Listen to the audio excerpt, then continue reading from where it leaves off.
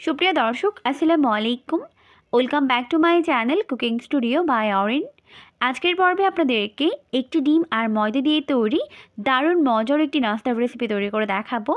অনেক বেশি সফট আর তুলতুলে নরম, খেতেও হয়েছে দুর্দান্ত মজার। একবার বাসায় তৈরি করে দেখবেন, পরিবারের সবাই এটাকে অনেক বেশি পছন্দ করবে আর অনেক মজা করে খাবে। নাস্তা তৈরি করার জন্য একটি বোলের মধ্যে নিয়ে নিয়েছি 1.5 কাপ পরিমাণ ময়দা, 2 টেবিল চামচ পরিমাণ দিয়ে দিচ্ছি চিনি, আর হাফ চামচ পরিমাণ দিয়ে দিচ্ছি লবণ। এখন প্রথমে লবণ আর চিনি ময়দার সঙ্গে খুব ভালো করে এইভাবে ঘষে ঘষে মিশিয়ে নিতে হবে।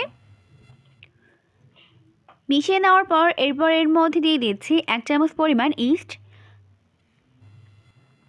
চেষ্টা করবেন এখানে একটু ভালো ব্র্যান্ডের ইস্ট ব্যবহার করার জন্য। এরপর ইস্টটিকেও খুব ভালো করে মিশিয়ে নিচ্ছি।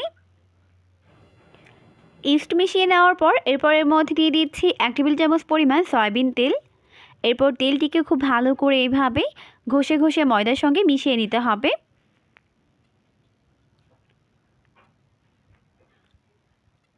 তো ভালো করে মিশিয়ে নেওয়ার পর এরপর এর মধ্যে অল্প অল্প করে কুসুম গরম পানি দিয়ে এটাকে মেখে নিতে হবে।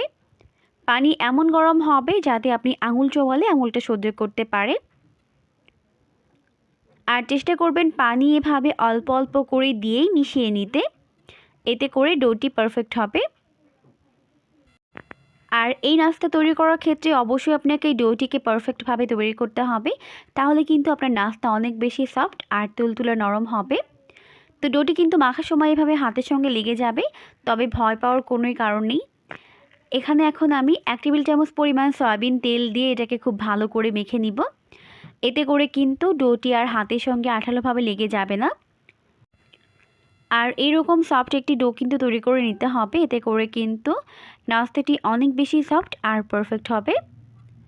তো তেল দিয়ে মেখে নেওয়ার ফলে কিন্তু এটা হাতের সঙ্গে আর লেগে যাচ্ছে না।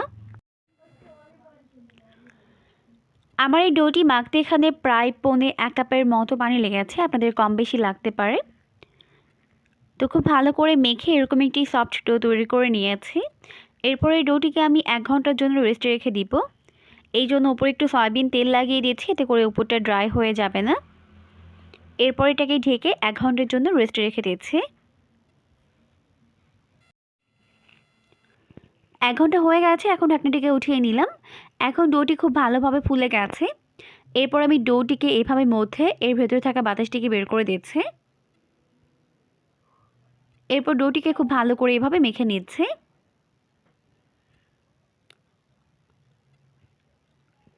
তো এরপর এই ডোটিকে একটু সমতল জায়গায় নিয়ে নিয়েছি। অল্প একটু ময়দা ছড়িয়ে এটাকে এরকম একটি গোলাকার শেপ দিয়ে নিচ্ছে।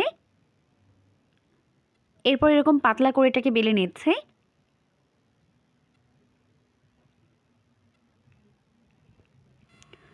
তো বেলে নেওয়া হয়ে গেছে, এটাকে আমি বেক করে নিব চুলায় ফ্রাই প্যানের মধ্যে। তো এখানে একটি ফ্রাই প্যান নিয়েছি আর প্যানের মধ্যে একটি সাদা কাগজ বিছিয়ে উপরে একটু সয়াবিন তেল ব্রাশ করে নিয়েছি। এরপর এটাকে ঢেকে আমি রেখে দিচ্ছি প্রায় 20 মিনিটের মতো। এর মধ্যে কিন্তু এটা অনেকটাই ফুলে যাবে। তো 20 মিনিট হয়ে গেছে, এখন আমি ঢাকনাটিকে উঠিয়ে নিচ্ছি। এরপর আঙুলের সাহায্যে এইভাবে আমি উপরে একটু ডিজাইন করে নিচ্ছি। এটা অপশনাল, চাইলে করতে পারেন, না চাইলে স্কিপ করতে পারেন। এরপর এর উপর থেকে এইভাবে আমি একটি ডিমের হলুদ অংশ ব্রাশ করে দিচ্ছি। এতে করে কিন্তু চুলায় বেক করার পরে উপরে খুবই সুন্দর একটা কালার চলে আসবে।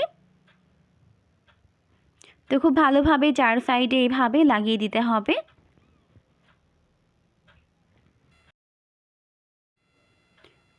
তো ডিম ব্রাশ করে নেওয়া হয়ে গেলে এরপর এটাকে ঢাকা দিয়ে ঢেকে আমি চুলায় উঠিয়ে দিচ্ছি। এখন চুলার আঁচটিকে মিডিয়াম আর লোয়ের মাঝামাঝি রেখে এটাকে বেক করে নিব প্রায় 20 থেকে 25 মিনিটের মতো। 25 মিনিট পর এখন আমাদের নাস্তা কিন্তু হয়ে গেছে, দেখতেই পাচ্ছেন। এরপর এটাকে আমি চুলা থেকে নামিয়ে নিচ্ছি। তো চুলা থেকে নামিয়ে খুব ভালোভাবে ঠান্ডা করে নিয়েছি। এরপর এর নিচে থাকা বেকিং পেপারটিকে উঠিয়ে নিচ্ছি। এরপর এটাকে এইভাবে স্লাইস করে নিচ্ছি। আপনারা আপনাদের পছন্দ মতো করে এটাকে কেটে নিতে পারবেন। তো দেখতেই পাচ্ছেন নাস্তাটি কত বেশি সফট আর তুলতুলে নরম হয়েছে, খেতেও কিন্তু হয়েছে দারুণ মজার।